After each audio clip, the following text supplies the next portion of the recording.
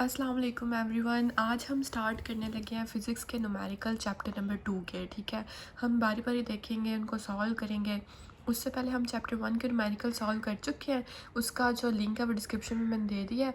ठीक है, उसके साथ साथ जो मेरे पास मैंने मैथ की सारी बुक की मतलब एक्सरसाइज जो अपलोड की हुई है उसका भी मैंने लिंक दे दिया। ठीक है, और कंप्यूटर की भी फुल बुक का लिंक आपके डिस्क्रिप्शन में आपको मिल जाएगा, तो आपने जौन सा देखना जाके देख सकते हो।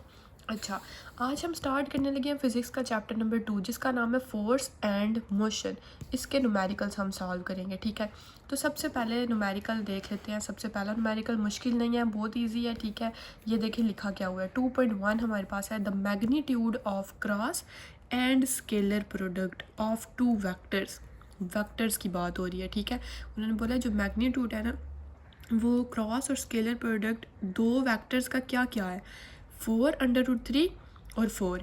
यानी एक वेक्टर का क्या है 4√3 और एक वेक्टर का क्या है 4 क्रॉस। अब इस स्टेटमेंट को समझना, the magnitude of cross and scalar product, यानी जो पहले लिखा हुआ है वो क्रॉस प्रोडक्ट है, जो बाद में लिखा हुआ है वो स्केलर प्रोडक्ट है। ठीक है, उन्होंने बोला फाइंड क्या करना है, find angle between vectors, angle find करना है। ठीक है, तो सबसे पहले न्यूमेरिकल सॉल्व करने का जो तरीका होता है ना, मतलब अगर आप एग्ज़ाम उधर पेपर में भी सॉल्व कर रहे हो, ठीक है, तो एक चीज़ याद रखना, सबसे पहले आपने डाटा लिखना होता है, फिर बताना होता है फाइंड क्या करना है, फिर सॉल्यूशन स्टार्ट करना होता है। ठीक है, तो ये देखो मेरे पास वेक्टर्स की बात हो रही है ना, तो मैं सबसे पहले लिख लूँगी कि लेट ए और बी टू वेक्टर्स, यानी ए और बी मेरे पास दो वेक्टर्स हैं। ठीक है, और मुझे पता कैसे चला है, मैं मतलब उनको कैसे बताऊंगी कि ये वेक्टर है। वेक्टर की हमेशा से एक बात होती है कि हम उसके ऊपर ना ऐसे एरो वाला साइन लगाते हैं, तो इससे हमें पता चल जाता है कि ये क्या है, वेक्टर है। ठीक है, तो ये दो वेक्टर हो गए हमारे पास।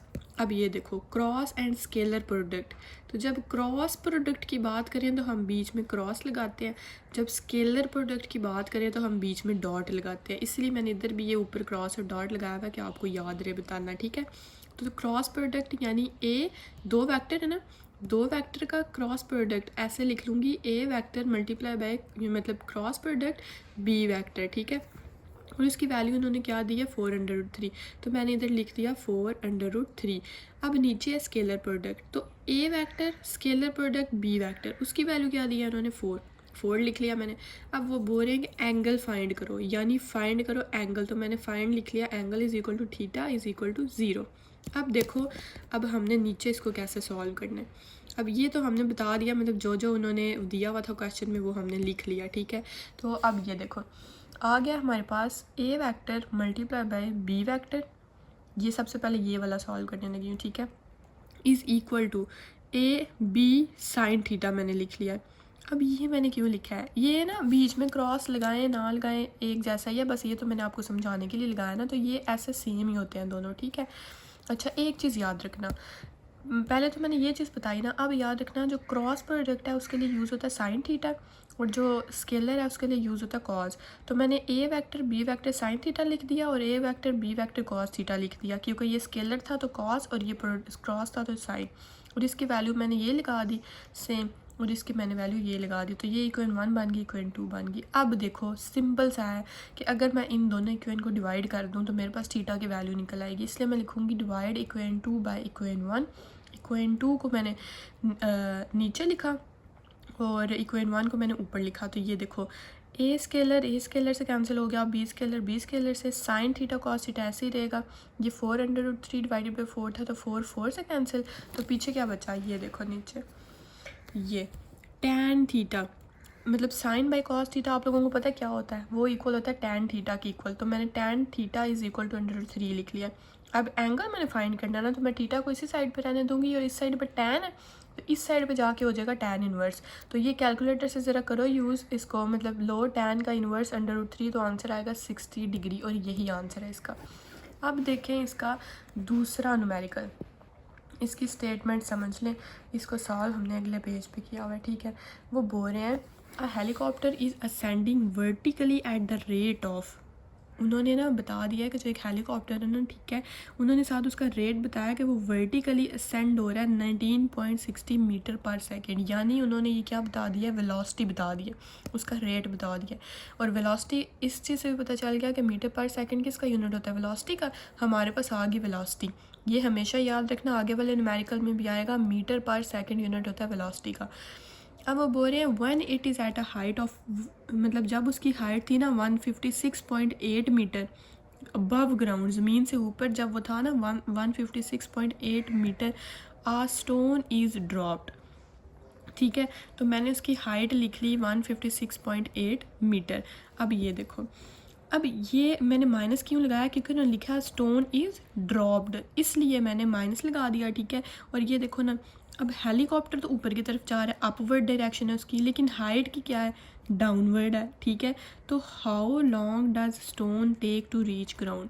अब वो बोल रहे हैं कि जब उसने स्टोन गिराया था, ठीक है, उसको कितना टाइम लगा नीचे ज़मीन तक पहुंचने में। ठीक है, हेलीकॉप्टर से जो वो स्टोन गिराया ना उसको कितना टाइम लगा।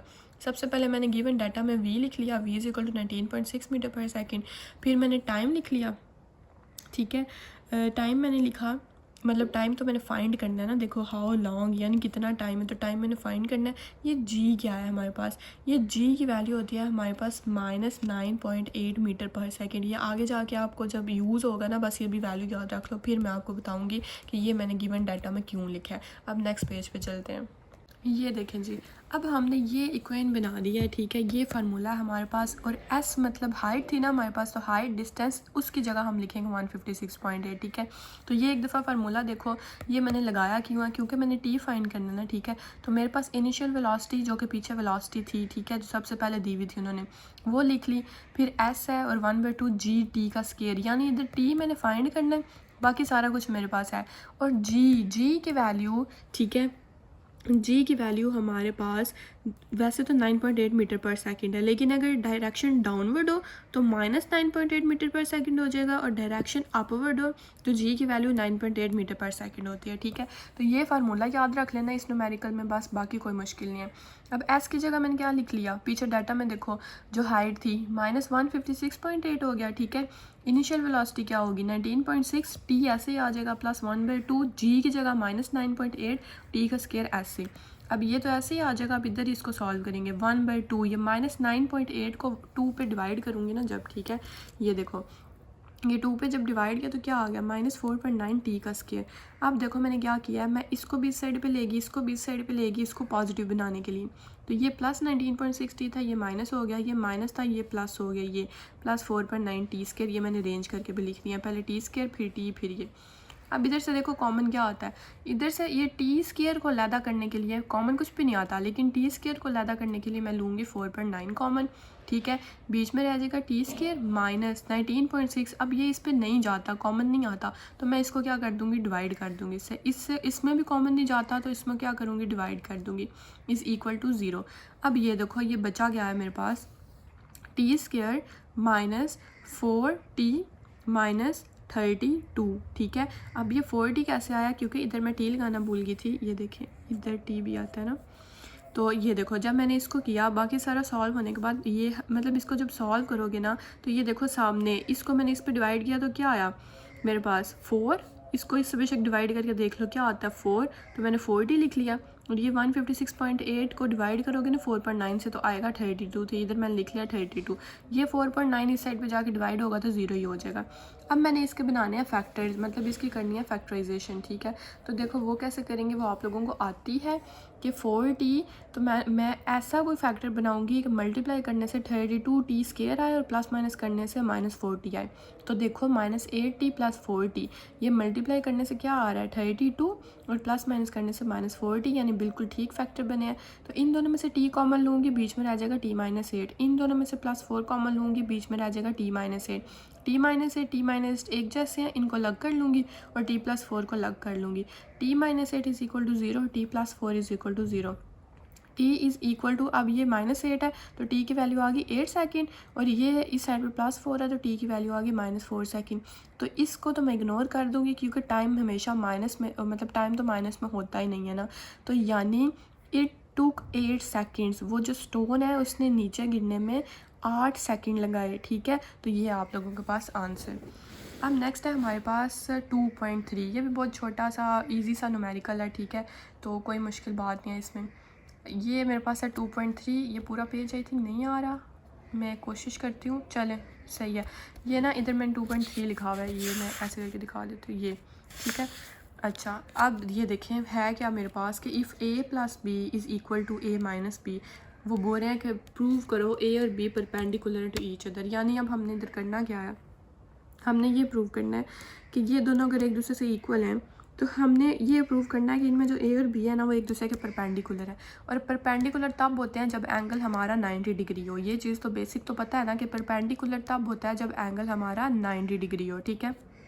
अच्छा एक और वैसे बताऊँ, अगर ना पेपर में कभी आपसे सॉल्व ना भी हो और ऐसा कोई परपेंडिकुलर वाला क्वेश्चन आ जाए कि प्रूव करना है कि वो परपेंडिकुलर है, तो ऊपर से बेशक जैसे मर्जी हो ना, नीचे आंसर में 90 डिग्री अगर लिख दो ना तो वो कहीं ना कहीं एग्जामिनर को लगता है कि हाँ ठीक है इसने सही सॉल्व किया हुआ है। तो ये तो एक छोटी सी ट्रिक थी जो कि है गलत, क्योंकि आपको आना चाहिए सारा। अच्छा ये देखो, अब ये ए और बी है तो मैंने ये ए वैक्टर प्लस बी वैक्टर मतलब इनको सेम लिख लिया, ये ठीक है। अब मैं इन दोनों का स्केयर लूँगी, इस साइड का भी और इस साइड का भी मैंने स्केयर ले लिया, सिर्फ सिंपल स्केयर लगा दिया। अब मैंने नीचे क्या किया, ये ए प्लस बी का स्केयर है ना, तो ये मतलब मैंने ना इनको दो दो दफ़ा लिख लिया।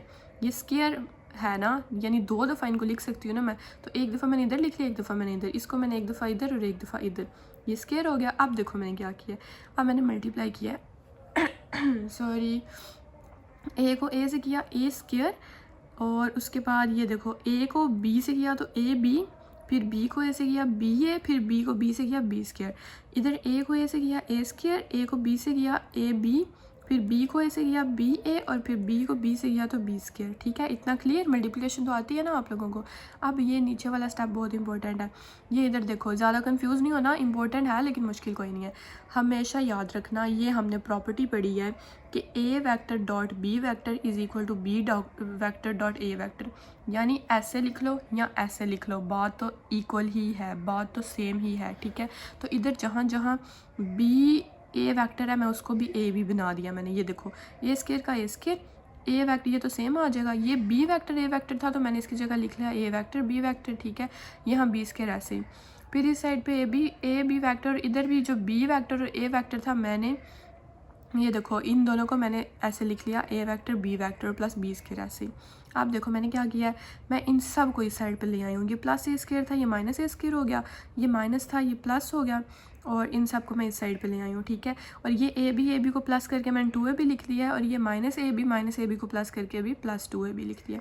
अब देखो कैंसिल क्या गया होता है, a square minus a square से plus B square minus b square से, पीछे क्या बचा 2ab, तो वो 4a vector B vector is equal to 0। तो 4, अब ये देखो मैंने क्या किया, 4 को मैं इस साइड पे लेके डिवाइड कर दिया, पीछे क्या बचा ए वैक्टर, ये बीच में क्या है देखो डॉट प्रोडक्ट है हमने, यानी स्केलर, ठीक है। तो हमने वो पहले न्यूमेरिकल में पढ़ा था ना, तो ये जो डॉट प्रोडक्ट होता है ये मतलब स्केलर वाला, इसके लिए हम क्या यूज़ करते हैं, कॉस थीटा।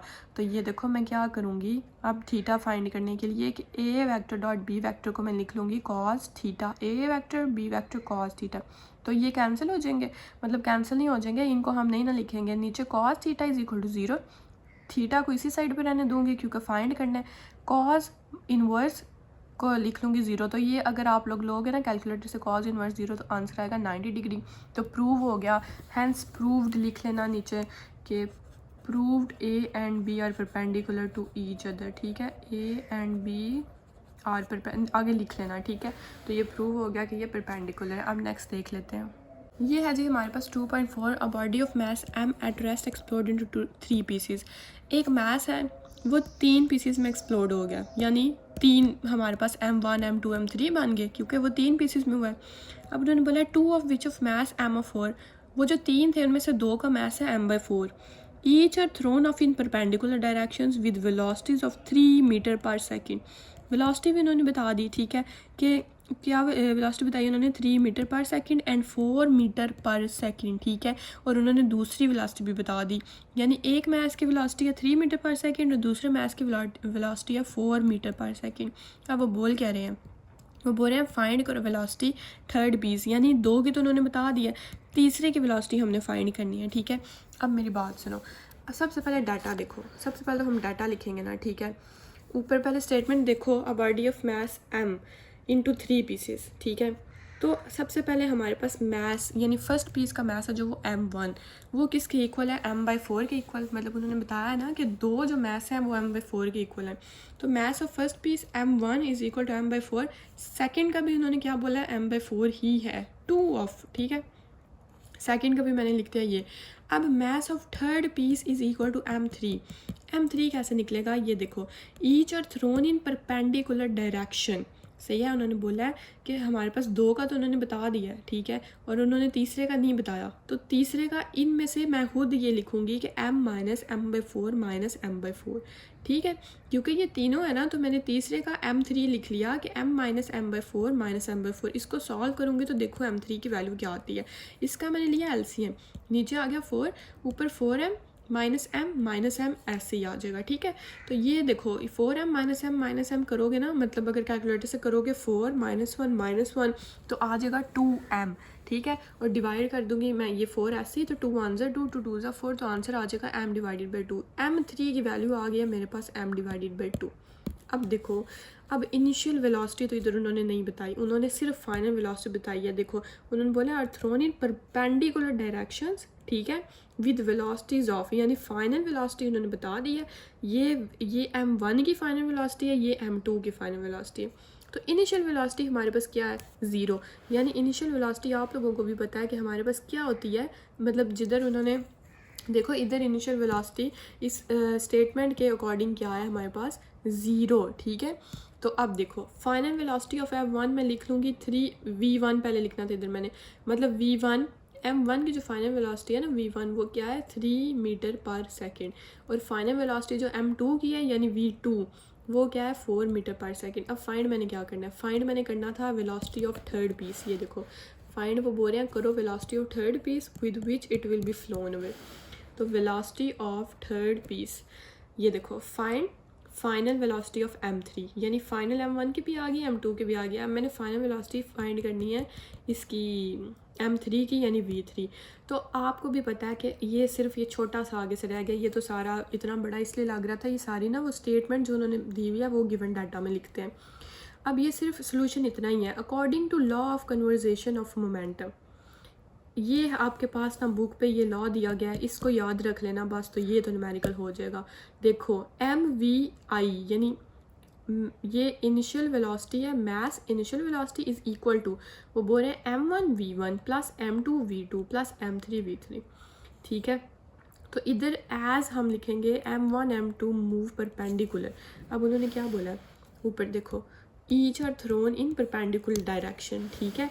तो हमने फिर नीचे लिखना है कि जैसा कि m1 और m2 परपेंडिकुलर मूव कर रहे हैं, so magnitude of resultant momentum is, अब ये इसका फार्मूला है हमारे पास, ठीक है।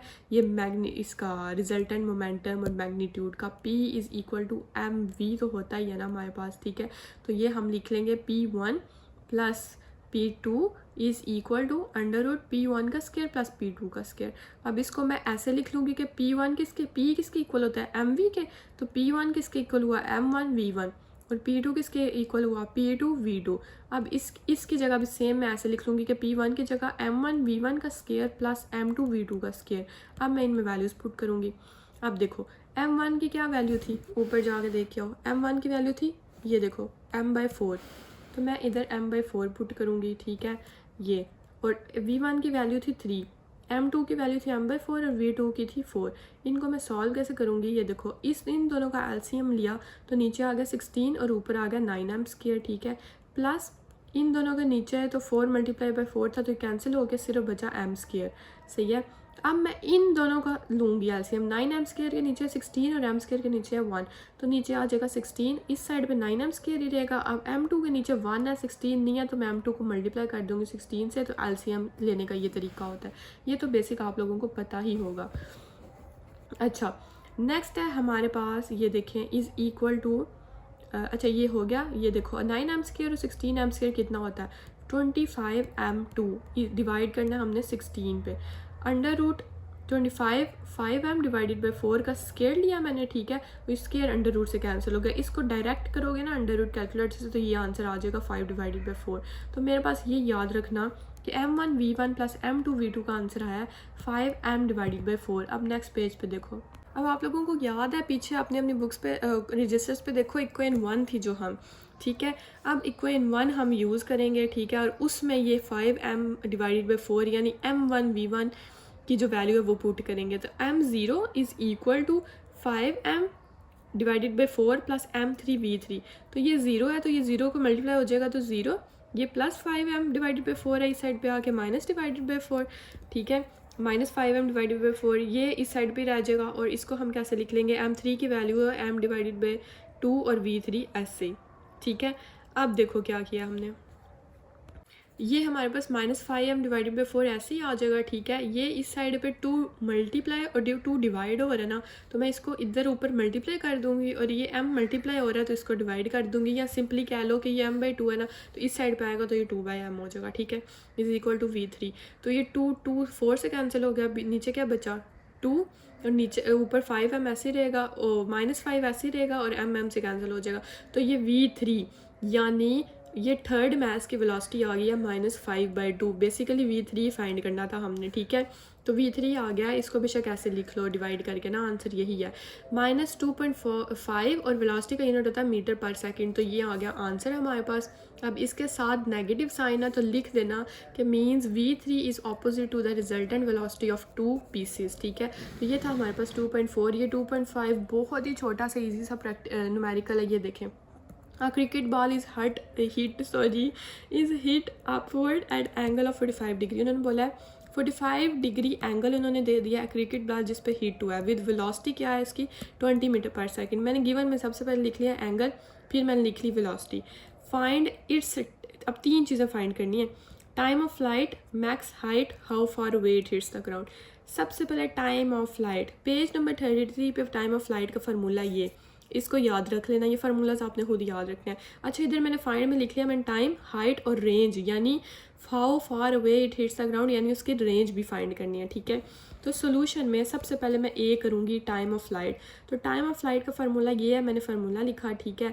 अब 2 ऐसे, ये वेलोसिटी 20 मीटर पर सेकेंड, वी आई की जगह 20 यानी वेलोसिटी, साइन थीटा, साइन ऐसे ही थीटा की जगह 45 डिग्री डिवाइडेड बाई जी, और जी की मैंने वैल्यू आपको बताई थी 9.8। अब ये अपवर्ड जा रहा है तो ये पॉजिटिव 9.8 है, वो पिछले वाले में नेगेटिव था इस क्योंकि वो डाउनवर्ड जा रहा था। जी की वैल्यू आ गई, इनको मैं 20 मल्टीप्लाई बाई 2 40, साइन 45 होता है 0.707, डिवाइड कर दिया मैंने 9.8 पे। तो इसका आंसर आता है t is equal to 2.88 second, यानी सॉरी ये देखो इसको जब मैंने मल्टीप्लाई किया और डिवाइड किया 9.8 से, तो t is equal to 2.88 second, approximately 2.9 second.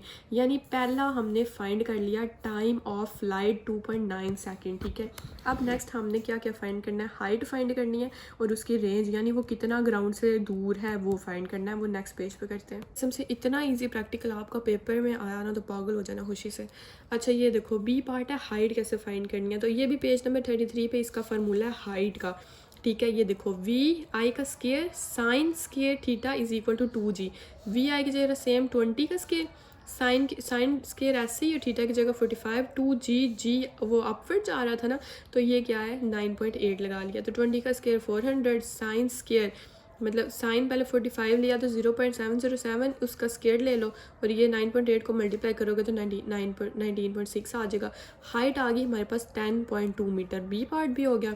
अब हमने थर्ड पार्ट करना है जिसमें हमने था हमारे पास स्टेटमेंट कि वो ग्राउंड से कितना दूर है, तो हमने यानी उसकी रेंज फाइंड करनी है। तो ये पेज नंबर 34 पे रेंज का फार्मूला लिखा हुआ है, वो लगा देना, v i square divided by sine 2 theta divided by जी। तो वी आई की जगह 20 का स्केयर साइन 2 थीटा की जगह 45 डिवाइड कर दो 9.8 से, 20 का स्केयर 400, 9.8 नीचे, और साइन 90 डिग्री। तो ये साइन 90 डिग्री 1 के इक्वल होता है, ठीक है। तो इसको सॉल्व करोगे मतलब इसको डिवाइड करोगे तो आ जाएगा 40.81 मीटर, यानी वो 40.81 मीटर दूर था ग्राउंड से, ठीक है। तो ये आ गई हमारे पास रेंज। और 2.6 प्रैक्टिकल नहायत ही छोटा और नहायत ही ईजी, इससे छोटा प्रैक्टिकल ना ये मुझे लगता है 1 चैप्टर में भी नहीं था। अच्छा, 20 gram ball hits wall of squash court with constant force of 50 N, फोर्स दे दी उन्होंने हमें कितनी 50 एन, और उन्होंने 20 ग्राम बॉल यानी मैस भी बॉल का दे दिया, ग्राम है ना, ग्राम के जी यूनिट होते हैं मैस के, और ये न्यूटन किसका फोर्स का। तो तो हमारे पास मास है 20 ग्राम, फोर्स है 50 न्यूटन। अब वो पूछ क्या रहे हैं, if time of impact of force is, time उन्होंने बता दिया 0.50 सेकेंड, उन्होंने बोला इम्पल्स फाइंड करो। तो सिंपली याद रखना, इम्पल्स फाइंड करना कोई मुश्किल काम नहीं है। इम्पल्स को डिनोट करते हैं आई से, और इम्पल्स का फार्मूला होता है फोर्स मल्टीप्लाई बाय टाइम, ठीक है। तो ये देखो फोर्स क्या है मेरे पास 50 लिखा मैंने, और टाइम क्या है 0.50 सेकेंड। तो ये तो इम्पल्स आ गया मेरे पास 25 न्यूटन सेकेंड, ठीक है। इम्पल्स, क्योंकि ये इसके साथ न्यूटन था ना फोर्स के साथ, इसके साथ सेकंड, इसलिए मैंने इधर लिखा न्यूटन सेकंड। और ये जो 20 ग्राम है इसका इसमें कोई काम नहीं था, कि वो सिर्फ उन्होंने आपको कंफ्यूज करने के लिए दिया हुआ था। ये था हमारा छोटा सा प्रैक्टिकल। अब नेक्स्ट देखते हैं। ये है जी हमारे पास 2.7, ये उससे भी ज़्यादा क्यूट है, छोटू सा। A ball is kicked bye footballer, ठीक है सही है, एक फुटबॉलर ने बॉल को किक किया। द एवरेज फोर्स लगी है उस पर 240 Newton and impact lost for the time interval, और टाइम बता दिया उन्होंने, फोर्स बता दिया और टाइम बता दिया। वो बोल रहे हैं दो चीज़ें कैलकुलेट करो, एक इसकी चेंज इन मोमेंटम, और दूसरा स्टेट करो कि direction of change in momentum, ठीक है। तो गिवन मैंने पहले लिखा फोर्स गिवन है और टाइम गिवन है, फिर फाइंड करना है ए चेंज इन मोमेंटम और b direction of change in momentum. इधर एक चीज़ समझना, तो चेंज इन मोमेंटम है ना, उसको हम ऐसे लिखते हैं, मोमेंटम होता है ना पी से डोनेट करते हैं, तो चेंज इन मोमेंटम को हम ऐसे लिखते हैं। लेकिन इधर जो समझने वाली है ना आपकी, वो इनडायरेक्टली ये जो चेंज इन मोमेंटम होता है ना वो आई के इक्वल होता है, और आई क्या है मेरे पास इम्पल्स, ठीक है। ये आप लोगों ने बस याद रखना है, ये कोई मुश्किल नहीं है। चेंज इन मोमेंटम जब भी बोलें वो क्या है, इम्पल्स। तो impulse is equal to, simple impulse का फार्मूला लगाओ, F multiply by t, F और टी है तो दोनों को मल्टीप्लाई कर दो, तो मेरे पास चेंज इन मोमेंटम आ जाएगा 16 न्यूटन सेकेंड। सिंपली ये ए पार्ट जो है ना चेंज इन मोमेंटम, ये बस ये स्टेप में सॉल्व हो गया। अब बी पार्ट देखो, उन्होंने बोला स्टेट करो direction of change in momentum. तो डायरेक्शन ऑफ, ये देखो 60 न्यूटन सेकेंड आया ना हमारे पास, तो हमने सिंपली लिख देना है कि the direction of change in momentum is same as direction of applied force, यानी जिस डायरेक्शन में ये फोर्स लगाई जा रही है उसी डायरेक्शन में ये चेंज इन मोमेंटम हुआ है, ठीक है। तो direction of change in momentum is same as direction of applied force, बस ये इससे भी इजी कोई न्यूमेरिकल नहीं हो सकता। नेक्स्ट है हमारे पास 2.8 में देखो क्या है, an aeroplane moving horizontally at speed of 200 metre पर second at height of 8 kilometre. एक चीज़ बता दी उन्होंने कि एरोप्लेन है हॉरिजॉन्टली मूव कर रहा है, स्पीड क्या है 200 मीटर सेकेंड। ये देखो हॉरिजॉन्टली ऐसे मूव करते हैं ना, फॉर एग्जांपल ये मूव कर रहा है, स्पीड है उसकी 200 मीटर पर सेकेंड, यानी वेलोसिटी क्या है 200 मीटर पर सेकेंड, क्योंकि मीटर पर सेकेंड से पता चला कि ये वेलोसिटी है।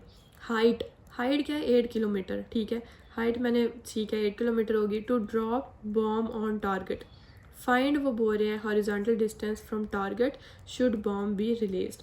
अच्छा गिवन है उन्होंने हमारे पास क्या दिया है, सबसे पहले 200 मीटर पर सेकेंड, ठीक है। अब ये अच्छा ये एक्स और वाई का भी इधर कॉन्सेप्ट समझ लो। ये देखो उन्होंने बोला ये जो एरोप्लेन है ना वो हॉरिजॉन्टली उसकी स्पीड है, यानी हॉरिजॉन्टली पे क्या होता है एक्स एक्सिस, ठीक है। और उन्होंने नीचे बोला है कि नीचे क्या है एट हाइट, और हाइट हमारी कैसे हमेशा होती है ऐसे मेजर की जाती है, यानी ये क्या है वाई एक्सिस पे, ठीक है। ये जो होता है ना हॉरिजॉन्टली, सही है, ये होता है हमारे पास एक्स एक्सिस, और ये जो हाइट होती है ये होती है वाई एक्सिस, ये याद रखना बस। अब ये देखो ये जो एक्स एक्सिस पे थी ना ये स्पीड, तो मैंने वी एक्स लिख दिया याद रखने के लिए कि 200 मीटर पर सेकेंड है, ठीक है। और वी हमारे पास जो इनिशियल वेलोसिटी वाई की है वो क्या है 0, वी एक्स है जो वो मतलब वी इनिशियल वेलोसिटी, ये इनिशियल वेलोसिटी होती है ना, तो जो एक्स की है वो 200 और जो वाई की है वो 0, क्योंकि वो 0 ही है, ठीक है, इनिशियल तो 0 है। अब नीचे हमने हाइट जिसको हम एस से भी नोट करते हैं, ठीक है, एच से मैंने किया हुआ है, तो हाइट वाई मैंने क्यों लिखा है, क्योंकि ये हाइट हम वाई एक्सिस पे होती है। तो हाइट वाई कितनी उन्होंने दे दिया 8 किलोमीटर, 8 किलोमीटर को मैंने मीटर में कन्वर्ट किया तो किलोमीटर 1000 मीटर के इक्वल होता है। तो मेरे पास एच वाई यानी हाइट आ गई 8000 मीटर। फाइंड मैंने क्या करना है, फाइंड मैंने हॉरिजॉन्टल डिस्टेंस फाइंड करना है, target should bomb be release. Horizontal distance find करना है यानी एस एक्स फाइंड करना है, एक्स एक्सिस पे था ना हॉरिजॉन्टली स्पीड थी उसकी ये, ठीक है। तो मैंने हॉरिजॉन्टल डिस्टेंस फाइंड करना है, देखो उन्होंने बोला यानी मैंने एस एक्स फाइंड करना है, ठीक हो गया। अब वो मैं कैसे फाइंड करूँगी वो भी देख लो। इक्वेशन है मेरे पास, उसको हम सिंपली बनाएंगे, ठीक है। ये याद रख लेना कि एस, वैसे भी आप लोगों को पता है ना कि जो डिस्टेंस होता है ये किसके इक्वल होता है, v मल्टीप्लाई बाई टी, यानी वेलोसिटी मल्टीप्लाई बाई टाइम। तो ये सिंपली मैं एस एक्स लिख दिया is equal to v x t, है यही सेम, बस मैंने साथ ये एक्स लगाया हुआ है क्योंकि हॉरिजॉन्टल करना है। और एस वाई को मैं कैसे लिखूँगी, is equal to v x, मतलब ये इसकी जगह मैंने लिख लिया वी इनिशियल वाई, ठीक है, टी ऐसे प्लस 1/2 जी टी का स्केयर। ये जो फार्मूला हम पीछे भी एक न्यूमेरिकल में पढ़ के आए थे ना, ये वो है, ठीक है। ये इसका ये भी फार्मूला होता है, ये भी। तो इसको देखो एस वाई है ना, वो कितना है 8000 मीटर, 8000 लिख दिया। फिर है मेरे पास वी वाई, तो वी इनिशियल वेलोसिटी वाई क्या है 0, टी ऐसे प्लस 1/2 जी क्या है 9.8 और टी का स्केयर ऐसे, तो टी 0 से 0 हो जाएगा, पीछे क्या बचा 1/2 9.8, तो 9.8 को 2 से डिवाइड किया तो आ गया 4.9 टी स्केयर, और इस साइड पे 8000। अब इस 4.9 को इस साइड पे जाके डिवाइड कर दूंगी, is equal to t square. अब नेक्स्ट पेज पे देखते हैं। देखिए मेरे पास टी स्केयर का आंसर आ गया 1632.65। तो मैं इसको कैंसिल करने के लिए स्केयर को लूँगी अंडर रूट लिया, तो टी की वैल्यू आ गई मेरे पास 40.4 सेकेंड। अब मैंने वो एस ऑफ एक्स मैंने बेसिकली फाइंड करना था ना, ठीक है। हॉरिजॉन्टल जो है वो मैंने डिस्टेंस फाइंड करना था, और हॉरिजॉन्टल एक्स एक्सिस पे होता है, तो मैंने एस ऑफ एक्स फाइंड करना था। तो मैं इस वैल्यू को टी वाली को पुट कर दूंगी इक्वेशन 1 में। तो 200 मल्टीप्लाई बाय, यानी वो क्या इक्वेशन थी याद है ना, s is equal to v t. तो वी मैंने 200 पुट किया जो मेरे पास इनिशियल वेलोसिटी थी, और टी की जगह 40.4 सेकेंड। तो s of x is equal to 80 metre. अब इसको ये मीटर में आ गया आंसर। अब मैंने ये आंसर आ गया है वैसे, लेकिन अब मैं इसको किलोमीटर में कन्वर्ट इसलिए करूँगी क्योंकि जो ये एस ऑफ एक्स है, मतलब डिस्टेंस किलोमीटर में मीटर में अपनी मर्जी आपकी, लेकिन आंसर बुक पे किलोमीटर में है, तो मैं इसको क्या करूँगी कन्वर्ट कर लूँगी। इसको मैंने डिवाइड किया 1000 पे, तो मेरे पास ये किलोमीटर में आंसर आ गया। तो यानी हॉरिजॉन्टल डिस्टेंस जो है वो कितना है 8.08 किलोमीटर।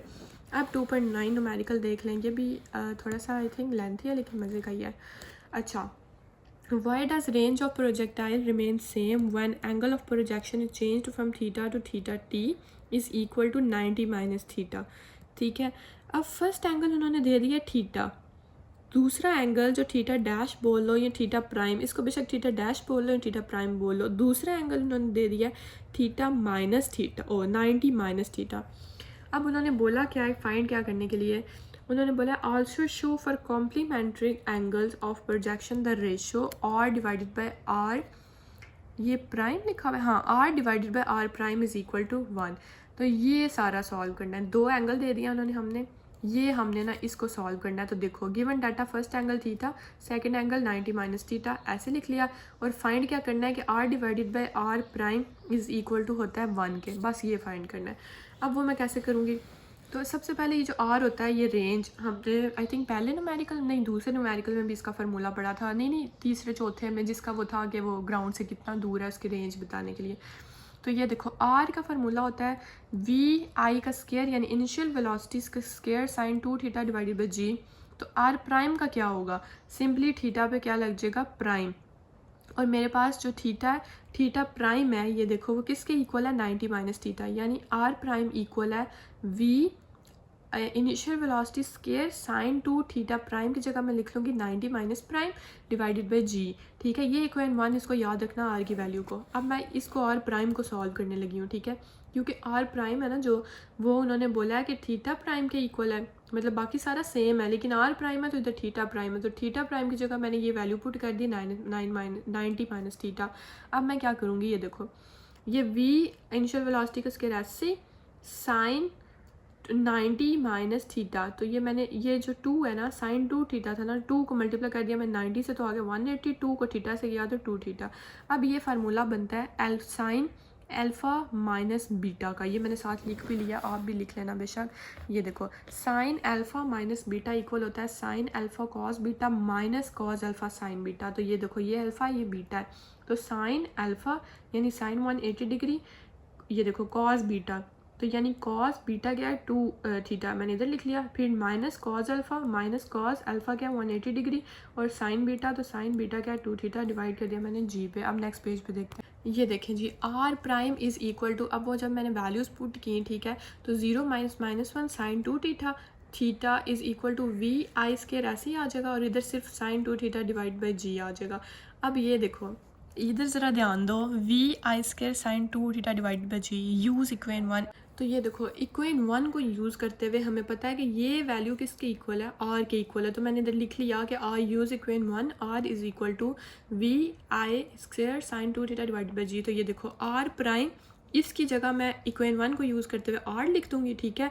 तो आर ये इस साइड पे मतलब है ना, तो मैं इसको इस साइड पे ले जाऊंगी तो ये डिवाइड हो जाएगा और इस साइड पे क्या रह जाएगा 1, तो आंसर आ जाएगा 1 is equal to R divided by R prime.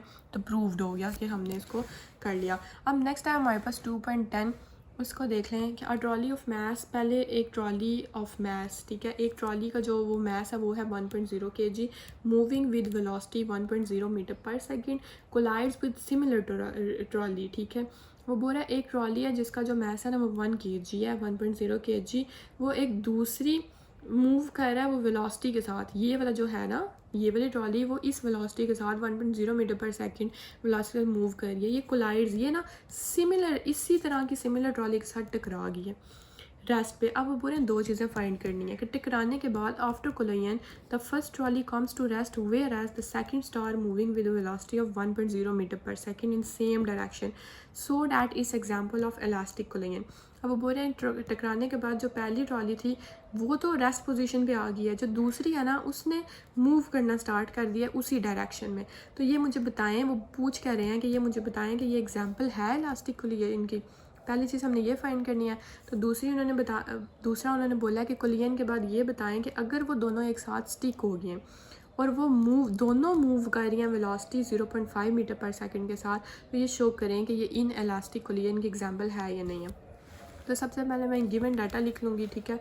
ये देखें मैस ऑफ फर्स्ट जो है ट्रॉली यानी M1 क्या है 1.0 kg, लिख लिया मैंने।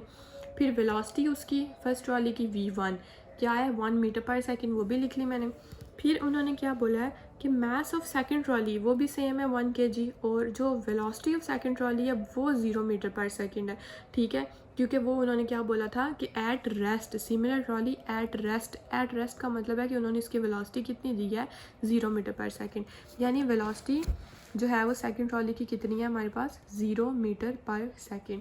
अब सॉल्यूशन हमने कैसे फाइंड करना है, जैसे कि आप लोगों को पता है कि ये देखो V1 प्राइम है जो वो क्या है 0 मीटर पर सेकेंड और V2 प्राइम है जो वो क्या है 1 मीटर पर सेकेंड, ठीक है। ये पेज नंबर 43 पे जाके आप लोग देखना, ये कॉन्सेप्ट है कोलिजन इलास्टिक का और इन इलास्टिक का, ठीक है। तो अब वो हमने फाइंड कैसे करना है वो मैं नेक्स्ट पेज पे बताती हूँ। पहले हम ये पार्ट 1 फाइंड करेंगे, ठीक है, उसका सोल्यूशन करेंगे इसका पार्ट 1 का, फिर पार्ट 2 का। अच्छा जी, ये हमारे पास पेज नंबर जो मैंने आपको बताया आई थिंक 43, ठीक है, उस पे जो है ये उन्होंने बोला हुआ है कि अगर तो काइनेटिक एनर्जी यानी कि काइनेटिक एनर्जी इनिशियल इक्वल है काइनेटिक एनर्जी फाइनल के, तब ये एग्जांपल है इलास्टिक कोलिजन की, ठीक है। यानी जो काइनेटिक एनर्जी इनिशियल है वो काइनेटिक एनर्जी फाइनल की इक्वल है। तो मेरी बात सुने, अब सबसे पहले तो हम ये इधर काइनेटिक एनर्जी इनिशियल का फार्मूला लगा लेते हैं और इधर काइनेटिक एनर्जी फाइनल का। तो 1/2 m1v1 स्क्वायर, ये तो आप लोगों ने खुद अब याद रखना ना, अब इसमें तो मैं कुछ नहीं कह सकती, ये फार्मूला याद रख लेना, ठीक है। अब वैल्यूज़ पुट करनी है, m1 की जगह पीछे डाटा में वैल्यू देखो 1, v1 की वैल्यू क्या है 1, तो 1 का स्क्वायर ऊपर, m2 की वैल्यू 1, v2 की वैल्यू 0 स्क्वायर, m1 की वैल्यू 1, v1 प्राइम की वैल्यू 0 स्केयर, m2 की वैल्यू 1 और v2 प्राइम की वैल्यू 1 स्केयर। अब इसको सॉल्व किया तो इधर सिर्फ 1/2 बचा, जिस मतलब 0.5, ये सारा 0 से मल्टीप्लाई हो गया 0 हो गया, इधर भी ये सारा 0 से मल्टीप्लाई हो गया 0 हो गया, ये बचा 0.5। अब 0.5 ये ना इसका यूनिट है काइनेटिक एनर्जी का बेसिकली इज़ इक्वल टू 0.5, इसको जे नहीं जैसे लिखते ये वो है। तो इसका मतलब कि काइनेटिक एनर्जी इनिशियल इक्वल है काइनेटिक एनर्जी फाइनल की, ये आंसर सेम आ गया। तो मतलब कोलिजन क्या है इलास्टिक, यानी आप लिख लेना कि it's an example of elastic collision. अब दूसरे का देखो कि हमने क्या इसमें हमने फाइंड करना था कि कोलिजन हमारे पास इन इलास्टिक है या नहीं है। तो अब ये कैसे फाइंड करते हैं, ऊपर तो देखा कि जब हमारे पास काइनेटिक एनर्जी इनिशियल इक्वल होगी ना काइनेटिक एनर्जी फाइनल के, तब हमारे पास इलास्टिक कोलिजन होगी। इन इलास्टिक कब होगी, जब काइनेटिक एनर्जी इनिशियल जो है वो ग्रेटर होगी काइनेटिक एनर्जी फाइनल से। तो वो सेम हम वैसे फाइंड करेंगे। अब ये देखो, ये मैंने क्या किया, v1 प्राइम इक्वल किसके होता है, v2 प्राइम के, यानी v1 की वैल्यू भी है 0.5 मीटर पर सेकेंड और v2 की भी वैल्यू है 0.5 मीटर पर सेकेंड। अब हमने फाइंड करना है ये कि कोलिजन इनइलास्टिक है या नहीं। और ये जो है, ये जो 2 पार्ट है ना, उसमें आपको पता होगा 0.5 मीटर पर सेकेंड दी हुई है। आप उसका बेशक पीछे दोबारा जाके स्टेटमेंट पढ़ लो जो मैं पढ़ के आई हूँ। अब काइनेटिक एनर्जी इनिशियल पहले फाइंड करूँगी मैं, ठीक है।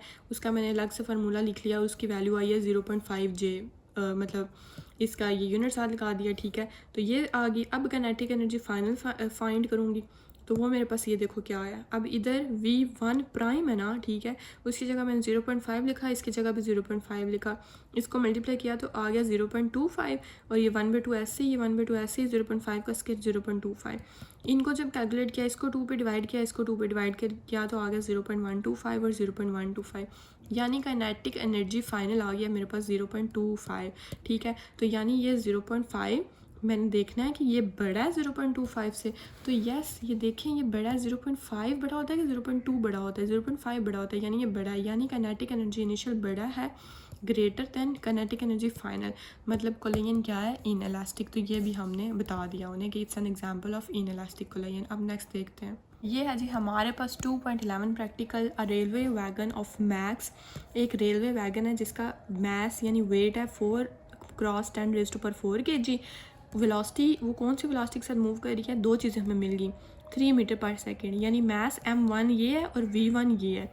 फिर उन्होंने बोला collides with an other wagon, एक और वैगन है हमारे पास, उसके साथ टकराई है जिसका मैस क्या है 2 क्रॉस 10⁻⁴ kg, यानी m2 2 cross 10⁻⁴ kg which is at rest. Rest है मतलब वेलोसिटी क्या है हमारे पास, 0 है उसकी, 0 मीटर पर सेकेंड। ये तो उन्होंने डाटा दे दिया हमें। अब वो फाइंड क्या बोलने के लिए कह रहे हैं, अच्छा नहीं, फाइंड क्या करने के लिए बोल रहे हैं, वाह क्या ही बोला है मैंने। अच्छा, फाइंड देयर कंबाइंड वेलोसिटी, वो बोल रहे हैं the stick together and move of together, उनकी कंबाइंड वेलोसिटी फाइंड करें। तो ये हम कैसे फाइंड करेंगे, ये देखो आप लोगों को पता है कि v1 प्राइम इक्वल होता है v2 प्राइम के, और ये इक्वल होते हैं vc, यानी vc का मतलब है कंबाइंड वेलोसिटी, यानी v1 प्राइम का मतलब है vc और v2 प्राइम का भी मतलब है vc। तो ये हमने आई थिंक कोई दूसरे न्यूमेरिकल में पढ़ा था, according to law of conservation of momentum, ठीक है। इसको बेशक CV लिख लें या पूरा लिख लें। तो ये आप लोगों, अब ये भी आप खुद याद रखोगे कि ये लॉ क्या कहता है कि m1v1 plus m2v2 is equal to m1v1 prime और m2v2 प्राइम। अब ये m1 की जगह 4, v1 की जगह ये, m2 की जगह 2, v2 की जगह ये, उसके बाद m1 की जगह 4, v1 प्राइम किसके इक्वल है, vc के। तो मैं v1 प्राइम के जगह क्या लिख लूँगी, vc, क्योंकि मैंने फाइंड क्या करना है, combined velocity vc। v2 prime की जगह भी मैं क्या लिख लूँगी, vc।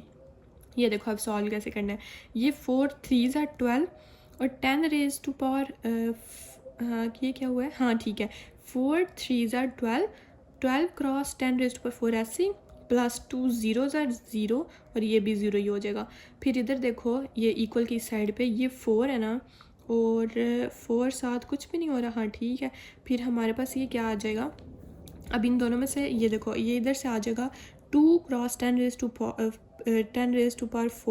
ठीक है, और vc ऐसे ही आ जाएगा, vc और 2 + 1। अच्छा ये इधर मैंने पता क्या किया है, ये 2 तो ऐसे, ये 10⁻⁴ और vc है ना जो, ये मैंने कॉमन ले लिया, ठीक है। तो इसमें से देखो जब मैंने कॉमन लिया तो पीछे क्या बचा 2, और इधर से कॉमन क्या बचा 1, तो मैं इसको लिख लूँगी 2 + 1, ठीक है। अब ये 12 क्रॉस 10⁻⁴ ऐसे। अब मैंने क्या किया है, अब ये देखो ना 2 + 1 कितना होता है 3, ठीक है, इधर आ गया 3 हमारे पास, और 3 2 सर क्या होता है 6, तो 6 क्रॉस 10⁻⁴ vc कंबाइंड वेलोसिटी ऐसे ही आ जाएगा हमारे पास, ठीक है।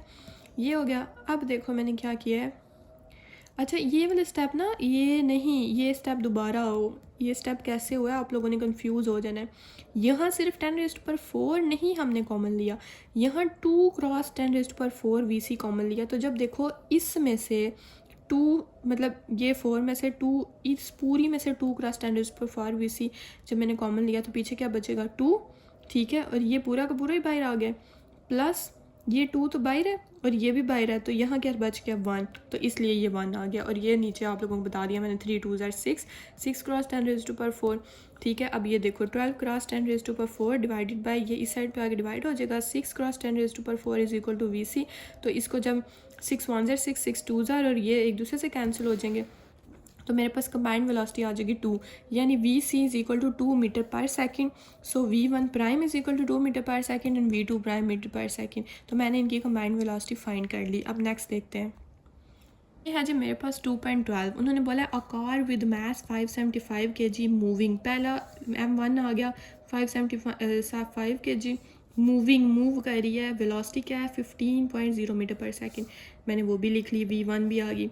Real end of car with mass, अब ये दूसरी कार है M2, उसका मैस है ये लिख लिया, और वो मूव कर रही है 5 मीटर पर सेकंड उसी डायरेक्शन में, तो मैंने V2 भी लिख ली। अब दो पार्ट फाइंड करने हैं, एक कि what is final velocity, VF क्या है if direct car lock together, ठीक है।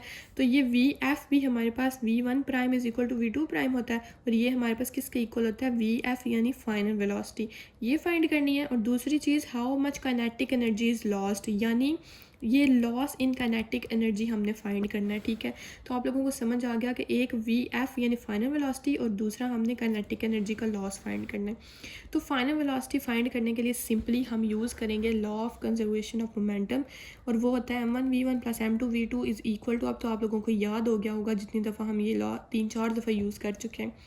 M1 की जगह ये 575, V1 की जगह 15, ऊपर से डाटा से देख के वैल्यूज़ पुट करनी है, M2 की जगह 1575 और V2 की जगह ये, फिर ऐसे, और ये V1 प्राइम की जगह ये फाइनल यानी फाइनल वेलोसिटी लिख दिया, और इसकी जगह भी VF लिख दिया। अब इसको मल्टीप्लाई किया 15 से तो आंसर आ गया 8625, इसको किया तो ये आ गया। इन दोनों में से मैंने VF कॉमन आ रहा था, मैंने VF को कॉमन लिया, पीछे बचा 575 प्लस 1575, इन दोनों को प्लस किया तो ये आ गया, ये इससे मल्टीप्लाई हो रहा है, ये इसके साथ जाकर डिवाइड हो जाएगा, तो फाइनल वेलोसिटी आ जाएगी मेरे पास 7.67, इसका यूनिट होता है मीटर पर सेकेंड। तो एक पार्ट तो मैंने फिल कर लिया कि उसकी जो है वो फाइनल वेलोसिटी वो आ गई मेरे पास। दूसरा उन्होंने पूछा था कि लॉस इन काइनेटिक एनर्जी, तो लॉस इन काइनेटिक एनर्जी हम कैसे फाइंड करेंगे। लॉस इन काइनेटिक एनर्जी, ये देखो पेज नंबर 43 पे ये फार्मूला है लॉस इन काइनेटिक एनर्जी का, ये kinetic energy is equal to kinetic energy initial minus kinetic energy final. अब इस फार्मूला मतलब ये लॉस फाइंड करने के लिए मुझे ये भी फाइंड करनी पड़ेगी और ये भी, तो आप लोगों को पता है ये भी हम 2-3 दफ़ा फार्मूला यूज़ कर चुके हैं कि काइनेटिक एनर्जी इनिशियल का ये फार्मूला होता है 1/2, ये फार्मूलाज आप लोगों ने खुद याद रखने हैं। 1/2 M1 V1 का स्केयर प्लस 1/2 M2 V2 का स्केयर, ये वैल्यूज़ पुट की हैं मैंने इस स्टेप में। ये 15 का स्केयर ये आ गया, इसको इससे डिवाइड किया तो ये आ गया, ये 5 का स्केयर 25, इसको 2 से डिवाइड किया तो ये आ गया। अब इन दोनों को मल्टीप्लाई किया तो ये आ गया, इन दोनों को मल्टीप्लाई किया तो ये आ गया। अब काइनेटिक एनर्जी इनिशियल, ये जे मैंने साथ लिख दिया, इसका यूनिट इनिशियल आ गया मेरे पास। अब काइनेटिक एनर्जी इस फार्मूला के अकॉर्डिंग मैंने फाइनल भी फाइंड करनी है, ठीक है। तो अब ये देखो काइनेटिक एनर्जी फाइनल क्या यही फार्मूला सेम है, लेकिन इधर V1 प्राइम है और इधर V2 प्राइम है। इधर V2 सिंपल था ना, इधर V2 प्राइम, तो मैं ये V1 प्राइम की जगह क्या लिख लूँगी VF, जो कि ऊपर हम पढ़ के आए हैं कि इसके इक्वल होता है VF, ये भी इसके इक्वल होता है VF के। तो इधर 1/2 VF स्केयर कॉमन ले लूँगी, पीछे क्या बचा M1 प्लस M2, तो 1/2 ऐसे। ये VF की वैल्यू क्या है मेरे पास 7.67 मीटर पर सेकेंड, 7.67 का स्केयर M1 M2 भी मैं ऐसे लिख लूँगी। अब नेक्स्ट पेज पे सॉल्व कर, तो ये देखें 1/2 इन दोनों को मल्टीप्लाई किया, इस तो डिवाइड कर देना 2 पे, इन दोनों को मल्टीप्लाई किया तो आंसर है 126463, डिवाइड किया 2 पे तो काइनेटिक एनर्जी फाइनल का आंसर आ गया 63231.5। अब लॉस फाइंड करने के लिए उस इक्वेशन 1 का यूज़ करूँगी, यानी इन दोनों की जो वैल्यूज़ फाइंड की उसको पुट करूँगी। तो काइनेटिक एनर्जी इनिशियल की वैल्यू पुट की, फाइनल की वैल्यू पुट की, तो मेरे पास आंसर आया 2143.5 जे, यानी इसका यूनिट होता है, ठीक है। तो जब ये पॉइंट को अगर मैं इस साइड पे लेके जाऊंगी 2 के बाद, तो देखो जब पॉइंट इधर आएगा 2 पॉइंट, तो कितने डिजिट उधर किया है 1 2 3 और 4, पॉइंट किस साइड पे चेक करना है, 3 1 4 2 1 और 1 3 4, तो 2.1143 ऐसे ही क्रॉस 10⁻⁴, यानी हमारे पास जो लॉस है वो काइनेटिक एनर्जी में वो आया है 2.1143 क्रॉस 10⁻⁴। ठीक है, साथ यूनिट भी लगा देना एनर्जी का। तो आई होप आप लोगों को ये लेक्चर पसंद आया होगा, जिसमें हमने चैप्टर 2 के न्यूमेरिकल्स देखे हैं। अब इंशाल्लाह हम नेक्स्ट चैप्टर 3 के न्यूमेरिकल्स देखेंगे, और मैंने उसके साथ साथ मैथ पर भी वीडियोस बना दी हैं, ठीक है, और कंप्यूटर पर भी, तो वो भी आप लोग देख सकते हैं, उनका लिंक डिस्क्रिप्शन में है। नेक्स्ट वीडियो तक अपना ख्याल रखिएगा, चैनल को सब्सक्राइब करना ना भूलिएगा। अगर कोई चीज़ नहीं समझ आती तो कमेंट सेक्शन में बता दिया करें, और अगर आ जाती है तब भी बता दिया करें। नेक्स्ट वीडियो तक अपना ख्याल रखें। अल्लाह हाफिज़, थैंक यू।